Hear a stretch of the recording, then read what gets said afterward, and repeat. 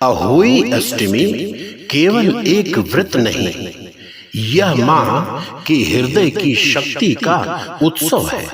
यह व्रत केवल उपवास का नियम नहीं, यह तो मातृत्व की साधना है। वह मां जो अपनी संतान की दीर्घायु, सुख, समृद्धि और मंगल के लिए स्वयं को तपा देती है, वही इस व्रत की जीवित प्रतिमा है। अहोई शब्द का अर्थ ही है जो अनहोनी को भी होनी में बदल दे।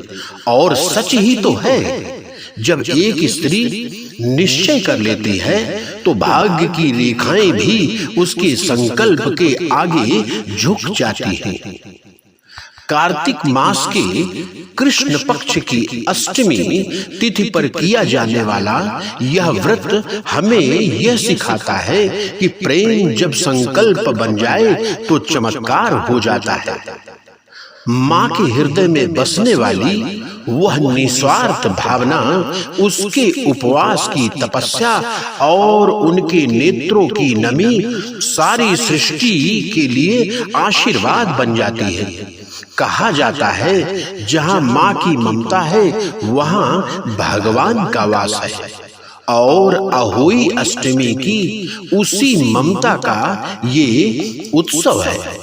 इस दिन की पूजा में केवल संतान की आयु नहीं मांगी जाती, बल्कि संतान का संस्कार और उसका सद्गुण, उसका मंगलमय भविष्य ही मांगा जाता है। आज जब समय तेजी से बदल रहा है, भक्ति और भावनाएं कहीं खोती सी दिखती हैं। ऐसे में अहोई अष्टमी हमें याद दिलाती है कि विश्वास और प्रेम से बड़ी कोई शक्ति नहीं है। एक स्त्री की आस्था उसके परिवार का सबसे बड़ा कवच है। तो आइए आज के दिन हर मां को नमन करें। उसकी थाली में रखा उपवास केवल भोजन का त्याग नहीं, बल्कि प्रेम, शक्ति और आशा का दीप है। नमन उस मातृत्व को जो अनहोनी को भी होनी में बदल देता है।